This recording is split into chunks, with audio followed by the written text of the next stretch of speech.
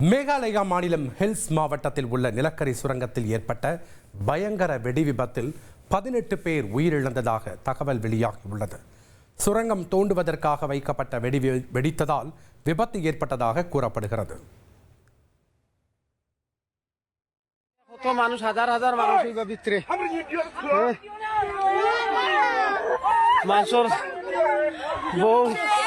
জামাই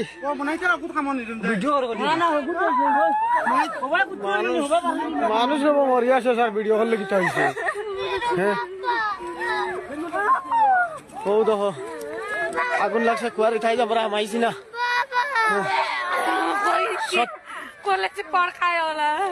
সব মানুষ ভিতরে দেখো সব মানুষ ভিতরে আর কোনো যে হয়েছেন না এগু মানুষ বার হয়েছেন না.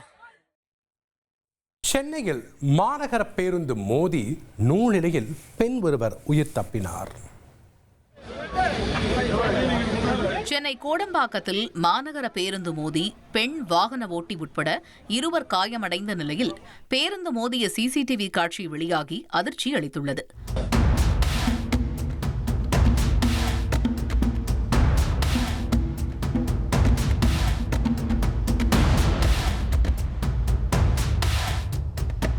கட்டுப்பாட்டை இழந்த மாநகர பேருந்து முன்னால் இருசக்கர வாகனத்தில் சென்ற பெண் மீது மோதியது. இதில் இருசக்கர வாகனம் பேருந்துக்கு அடியில் சிக்கியதில் பெண் வாகன ஓட்டி காயத்துடன் உயிர் தப்பினார். மேலும் இந்த விபத்தில் பாதசாரி ஒருவரும் காயமடைந்தார். அரசு பேருந்தில் ஏற்பட்ட பிரச்சனையால் ஒருவர் பரிதாபமாக உயிரிழந்தார். நடந்தது என்ன? திருவண்ணாமலை மாவட்டம் கீழ்பெண்ணாத்தூர் திண்டிவனம் தேசிய நெடுஞ்சாலையில் டயர் வெடித்ததால் கட்டுப்பாட்டை இழந்த அரசு பேருந்து எதிரே வந்த மினி சரக்கு வேனில் மோதியது. இந்த சம்பவத்தில் சரக்கு வேன் டிரைவர் சம்பவ இடத்திலேயே உயிரிழந்த நிலையில் போலீசார் வழக்கு பதிவு செய்து விசாரணை நடத்தி வருகின்றனர். திருக்கோவிலூர் அருகே கொள்ளையர்கள் நடத்திய சம்பவத்தால் பொதுமக்கள் அச்சத்தில் உள்ளனர். அப்படி என்ன நடந்தது? திருக்கோவிலூர் சந்தைப்பேட்டை பகுதியில் ஒரே இரவில் 6 இடங்களில் நடந்த கொள்ளை சம்பவத்தால் பொதுமக்கள் பீதியடைந்துள்ளனர். சங்கராபுரம் சாலையில் உள்ள பால் கடை, கங்கையம்மன் ஆலயம், சக்தி விநாயகர் ஆலயம், நல்ல தண்ணீர் குளம் தர்கா, பேக்கரி உள்ளிட்ட இடங்களில் திருட்டு நடந்ததாக கூறப்படுகிறது. போலீசார் வழக்கு பதிவு செய்து விசாரணை நடத்தி வருகின்றனர். காதலை ஏற்க மறுத்ததாக ஆசிரியரை பள்ளி மாணவர் செய்த சம்பவம் அதிர்ச்சியை ஏற்படுத்தியுள்ளது. பெண் ஆசிரியரின் உதடுகளை 12ஆம் வகுப்பு மாணவர் கடித்த சம்பவம் பரபரப்பை ஏற்படுத்தியுள்ளது. உத்தரப்பிரதேச மாநிலம் மெயின்புரி பகுதியில் வசித்து வரும் 12ஆம் வகுப்பு மாணவர் சாலையில் சென்று கொண்டிருந்த பெண் ஆசிரியரிடம் தகராறு செய்ததாக கூறப்படுகிறது. அப்போது திடீரென மாணவர் வலுக்கட்டாயமாக ஆசிரியரின் உதட்டை கடித்த சிசிடிவி காட்சி வெளியாகி உள்ளது.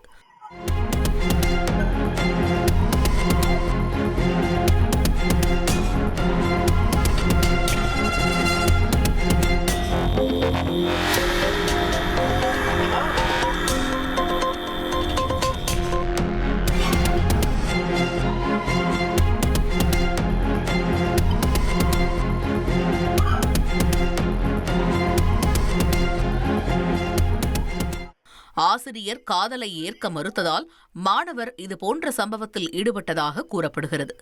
மாணவர் படித்து வந்த பள்ளியில் ஏற்கனவே ஆசிரியர் வேலை பார்த்து வந்ததும் அவரது தொந்தரவு தாங்க முடியாமல் வேறு பள்ளிக்கு மாற்றி வந்ததும் விசாரணையில் தெரியவந்துள்ளது. கொட்டி தீர்த்த கனமழையில் சிக்கிய பொதுமக்கள், கால்நடைகள் மீட்கப்பட்டாலும் சிலர் உயிரிழந்தனர். எங்கு தெரியுமா? லியோ புயலால் தெற்கு ஸ்பெயினில் கனமழை கொட்டி தீர்த்த நிலையில் வெள்ளத்தில் சிக்கிய பொதுமக்களையும் விலங்குகளையும் ஸ்பெயின் ராணுவ அவசர மீட்புப் படை மற்றும் போலீசார் பத்திரமாக மீட்டனர்.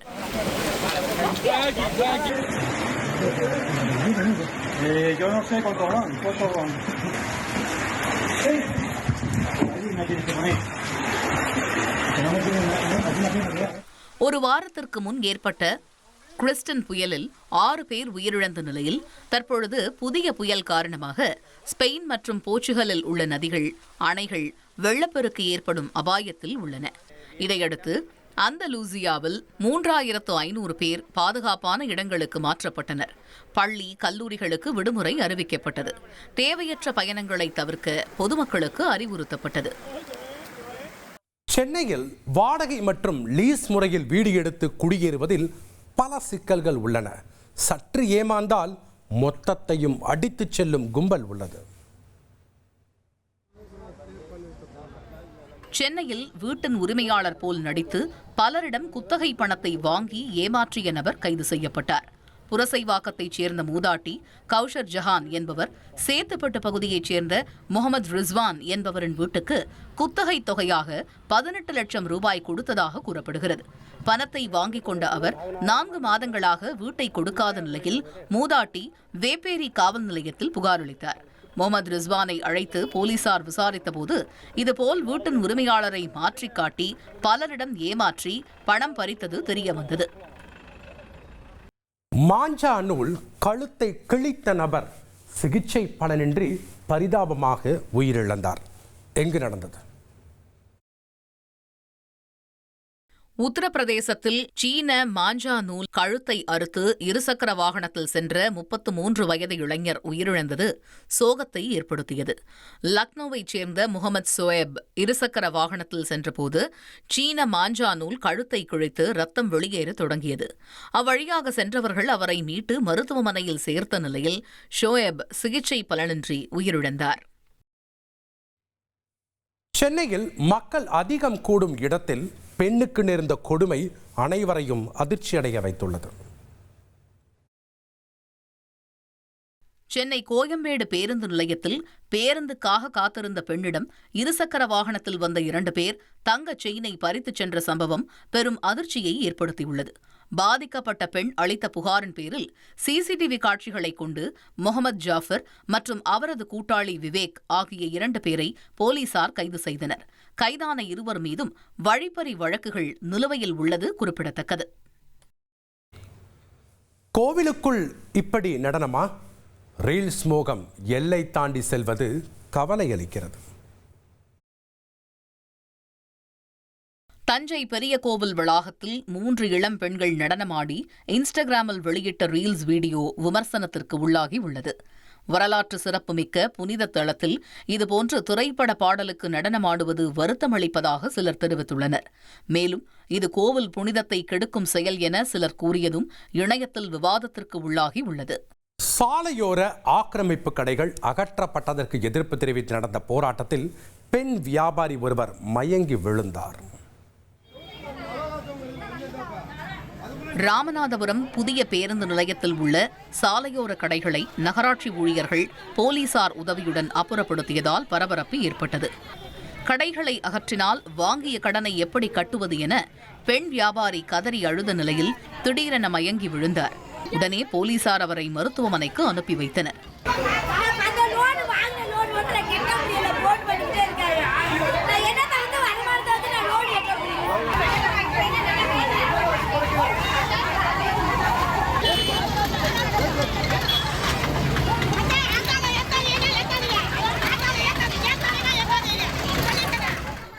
மேலும் சாலையோர கடைகளை அகற்றினால் தங்கள் வாழ்வாதாரம் முற்றிலும் பாதிக்கப்படும் என வியாபாரிகள் வேதனை தெரிவித்துள்ளனர்.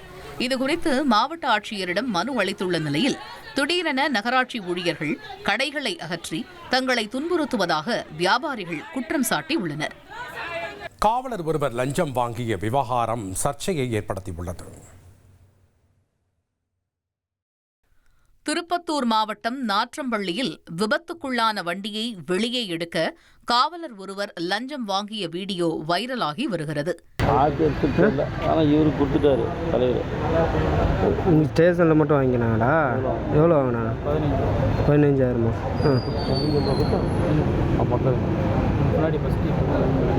முன்னாடி 10. இப்போ 2 மாதங்களாக காவல் நிலையத்தில் உள்ள இருசக்கர வாகனத்தை திரும்ப வழங்க நாற்றாம்பள்ளி காவல் நிலையத்தில் பணியாற்றும் காவலர் 15,000 ரூபாய் லஞ்சம் வாங்கியதாக பணம் கொடுத்த இளைஞர் கூறியுள்ளார். நாங்கள் வண்டி வெளியே எடுக்கிறதுனால 15 அவங்க உடல் உறுப்பு தானம் கொடுத்ததுனால உங்கள் மேலே கேஸ் திரும்பிச்சு. தப்பு அவங்க மேலே தான். ஆனால் இது கேஸ் கொடுத்தனால அவங்க கூட தெரியும்.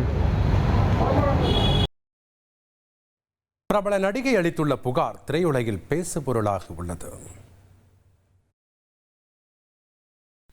நடிகையும் டப்பிங் கலைஞருமான ரவீனா ரவி தனது இன்ஸ்டாகிராம் பக்கத்தில் பரபரப்பு புகார் ஒன்றை தெரிவித்துள்ளார். அதில் சபரீஷ் என்பவரும் அவருடைய இரட்டை சகோதரர்களும் சமூக ஊடகம் மூலமாக கடந்த 4 ஆண்டுகளாக தன்னையும் தனது குடும்பத்தினரையும் அருவருப்பான வார்த்தைகளால் தொந்தரவு செய்து வருவதாக குறிப்பிட்டுள்ளார். அந்த நபர்கள் பல்வேறு சமூக ஊடக கணக்குகள் மூலம் பல நடிகைகளுக்கு தொந்தரவு கொடுத்து வருவதாகவும் அவர் குற்றம் சாட்டியுள்ளார். அவர்களிடம் இருந்து எச்சரிக்கையாக இருக்க வேண்டும் என்று தெரிவித்துள்ள ரவீனா ரவி, அவர்களின் சமூக ஊடக கணக்குகளை முடக்க முதலமைச்சர் நடவடிக்கை எடுக்க வேண்டும் என்றும் வலியுறுத்தியுள்ளார். ராஜஸ்தான் மாநிலம் ராவ்லா மண்டியில் முன்னாள் காதலனுடன் சேர்ந்து கணவரை கொலை செய்துவிட்டு விபத்து என பெண் ஒருவர் நாடகமாடிய சம்பவம் அரங்கேறியுள்ளது. 3 மாதங்களுக்கு முன் ஆஷிஷ் என்பவர் அஞ்சலி என்ற பெண்ணை திருமணம் செய்துள்ளார். இந்நிலையில் சமீபத்தில் ஆஷிஷ் மீது அடையாளம் தெரியாத வாகனம் மோதியதில் அவர் உயிரிழந்ததாக கூறப்பட்டது. ஆனால் விசாரணைக்கு பிறகு போலீசார் பல திடுக்கிடும் தகவல்களை வெளியிட்டுள்ளனர். ஆஷிஷை அவரது மனைவி அஞ்சலி ஆள் நடமாட்டம் இல்லாத சாலைக்கு வரவழைத்ததாகவும் அங்கு தனது முன்னாள் காதலன் சஞ்சய் மற்றும் அவரது 2 கூட்டாளிகளுடன் சேர்ந்து மஃப்ளரால் கழுத்தை நெரித்து கொன்றதாக போலீசார் தெரிவித்துள்ளனர். அதன் பிறகு சாலை விபத்தில் கணவர் இறந்ததாக அஞ்சலி நாடகமாடியதாகவும் போலீசார் தெரிவித்தனர். மேலும் திருமண வாழ்க்கையில் ஏற்பட்ட அதிருப்தியே அஞ்சலி தனது முன்னாள் காதலனுடன் சேர்ந்து கணவரை கொல்ல தூண்டியதாக போலீசார் கூறியுள்ளனர். மனைவியுடன் தொடர்பில் இருந்தவரை 2 வருடம் காத்திருந்து செய்த சம்பவம்தான் இது. பொள்ளாச்சி அருகே மனைவியை ஊரை விட்டு இழுத்து சென்ற இளைஞரை கணவர் கத்தரிக்கோலால் குத்திய சம்பவம் பரபரப்பை ஏற்படுத்தியுள்ளது. ஆனைமலை பகுதியைச் சேர்ந்த சந்தான கிருஷ்ணன் என்பவரின் மனைவி அதே பகுதியைச் சேர்ந்த ராஜா என்பவருடன் கடந்த 2 ஆண்டுகளுக்கு முன்பு ஊரை விட்டு ஓடியதாக கூறப்படுகிறது. இதன் பின்னர் நடந்த பேச்சுவார்த்தையில் மீண்டும் மனைவியை சந்தான கிருஷ்ணன் அழைத்து வந்ததாக தெரிகிறது. இந்த நிலையில் ஆனைமலை குண்ட திருவிழாவுக்கு ராஜா வந்திருப்பதை அறிந்த சந்தான கிருஷ்ணன் அவரை நடுத்தெருவில் வைத்து கத்தரிக்கோலால் குத்தினார். ராஜா மீது அமர்ந்து கழுத்தில் கத்தியை வைத்து அவர் ஆக்ரோஷமாக பேசிய வீடியோ வைரலாகி வருகிறது.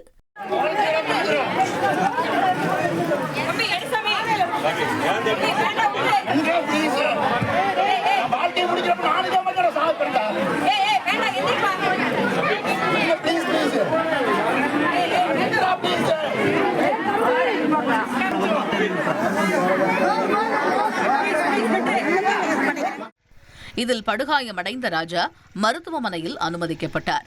கத்தரிக்கோலால் குத்திய சந்தான கிருஷ்ணன், அவரது நண்பர் என 2 பேர் கைது செய்யப்பட்டனர்.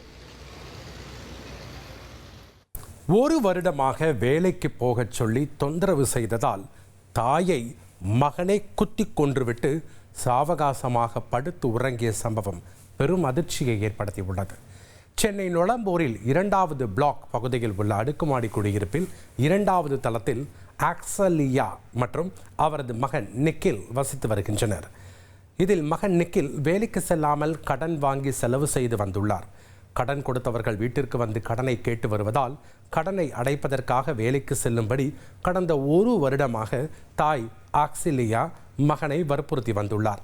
இந்நிலையில் வழக்கம் போல் வேலைக்கு செல்லும்படி கூறியதால் ஆத்திரத்தின் உச்சத்திற்கே சென்ற மகன் வீட்டிலிருந்த கத்தியை கொண்டு தாயை குத்தி சாய்த்துள்ளார். பின்னர் ஏதும் நடக்காதது போல் வீட்டின் படுக்கை அறையில் படுத்து உறங்கியுள்ளார். சம்பவ இடத்திற்கு விரைந்து வந்த போலீசார் வீட்டின் தாழ்பாலை உடைத்து உள்ளே சென்று பார்க்கும் பொழுது இரத்த வெள்ளத்தில் ஆக்சிலியா உயிரிழந்து சடலமாகவும் மகன் நிக்கல் படுக்கை அறையில் தூங்கிக் கொண்டும் இருந்ததை பார்த்து அதிர்ச்சியடைந்த போலீசார் மகனை கைது செய்து காவல் நிலையம் அழைத்துச் சென்றனர். இரத்த வெள்ளத்தில் சடலமாக கிடந்த தாய் ஆக்சிலியாவின் உடலை கைப்பற்றி பிரேத பரிசோதனைக்காக அரசு மருத்துவமனைக்கு அனுப்பி வைத்தனர். கைது செய்யப்பட்ட மகனிடம் போலீசார் விசாரணை செய்ததில் வேலைக்கு செல்லும்படி தொந்தரவு செய்ததால் ஆத்திரத்தில் அம்மாவை கொலை செய்ததை ஒப்புக்கொண்டுள்ளார். இதனையடுத்து அவரை நீதிமன்றத்தில் ஆஜர்படுத்தி சிறையில் அடைத்தனர். காதல் திருமணம் செய்த மனைவி மீது வெடிகுண்டு வீசி வெறிச்செயலில் ஈடுபட்டிருக்கிறார் இங்கு ஒரு விபரீத கணவன். கத்தியால் வெட்டு, 8 மாத சிறை, பழிக்கு பழி என பகீர் கிளப்புகிறது இந்த சம்பவம். சென்னை மதுரவாயல் பகுதியில் உள்ள பாரதியார் தெரு அன்று பதற்றத்தில் ஆழ்ந்திருந்தது. காரணம், அங்கே நடந்த ஒரு வெடிகுண்டு தாக்குதல். பிரிந்து வாழும் காதல் மனைவியை குறிவைத்து நாட்டு வெடிகுண்டு வீசியிருக்கிறார் இங்கொரு விபரீத கணவன். நடந்த சம்பவத்தின் பின்னணியை அறிய விசாரணையில் இறங்கினோம். இதே பகுதியைச் சேர்ந்த 20 வயது பெண் வர்ஷா. இவர் கடந்த 3 ஆண்டுகளுக்கு முன்பு கும்மிடிப்பூண்டியை சேர்ந்த சக்திவேல் என்பவரை காதலித்து திருமணம் செய்து கொண்டார். இருவரும் 2 ஆண்டுகள் மட்டுமே கணவன் மனைவியாக சேர்ந்து வாழ்ந்து வந்தனர். அதற்குள் குடும்ப பிரச்சனை இருவருக்கும் இடையே விரிசலை ஏற்படுத்தியிருக்கிறது. இதனால் கணவனோடு ஏற்பட்ட கருத்து வேறுபாடு காரணமாக கடந்த 10 மாதங்களுக்கு முன் சக்திவேலை பிரிந்து தாய் வீட்டிற்கு சென்றிருக்கிறார் வர்ஷா. ஆனால் விடாமல் விரட்டிய சக்திவேல் அடிக்கடி அங்கும் சென்று மனைவி வர்ஷாவை தன்னுடன் சேர்ந்து வாழ அழைத்து தகராறில் ஈடுபட்டு வந்ததாக கூறப்படுகிறது.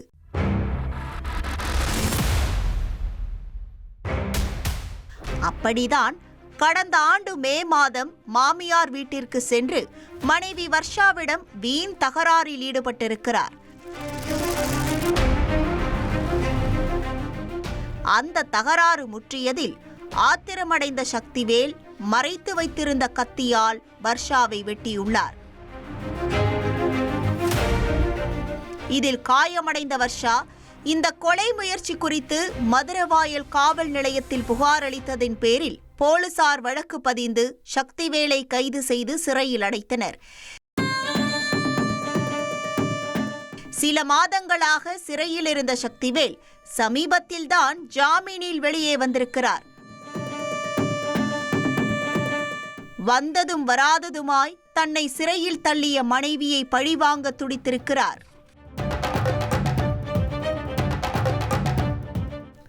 அதன்படி நாட்டு வெடிகுண்டுகளை வாங்கி போட்டோ எடுத்து மனைவிக்கு வாட்ஸ்அப்பில் அனுப்பி மிரட்டல் விடுத்திருக்கிறார். ஆனால் அதையெல்லாம் வர்ஷா கண்டுகொள்ளாததால் கடுப்பான சக்திவேல் சம்பவத்தன்று இரவு தனது நண்பர்களுடன் சேர்ந்து நாட்டு வெடிகுண்டுகளுடன் மாமியார் வீட்டிற்கு சென்றுள்ளார். அங்கே வீட்டு வாசலில் சித்தி சங்கீதா என்பவருடன் அமர்ந்திருந்த வர்ஷாவை பார்த்ததும் கொலை வெறியுடன் நாட்டு வெடிகுண்டை வீசியிருக்கிறார். இதனை கண்ட வர்ஷாவும் சங்கீதாவும் அங்கிருந்து அலறி அடித்து ஓடியிருக்கிறார்கள். நல்ல வேளையாக வெடிகுண்டு வீச்சு சம்பவத்தில் எந்த அசம்பாவிதமும் ஏற்படவில்லை. மனைவியை பழிவாங்க நாட்டு வெடிகுண்டு வீசிவிட்டு பைக்கில் எஸ்கேப் ஆக முயன்ற சக்திவேலை அக்கம் பக்கத்தில் இருந்தவர்கள் பிடிக்க முற்பட்டனர். அப்போது சக்திவேல் கத்தியை காட்டி மிரட்டிவிட்டு பைக்கில் தப்பி சென்றுள்ளார். இதனைத் தொடர்ந்து பாதிக்கப்பட்ட வர்ஷா இந்த சம்பவம் குறித்து மதுரவாயல் காவல் நிலையத்தில் புகார் அளித்ததின் பேரில் போலீசார் வழக்கு பதிவு செய்து தப்பி ஓடிய சக்திவேலை கைது செய்து விசாரணை மேற்கொண்டு வருகின்றனர். மேலும் தலைமறைவான அவரது நண்பரை வலைவீசி தேடி வருகின்றனர்.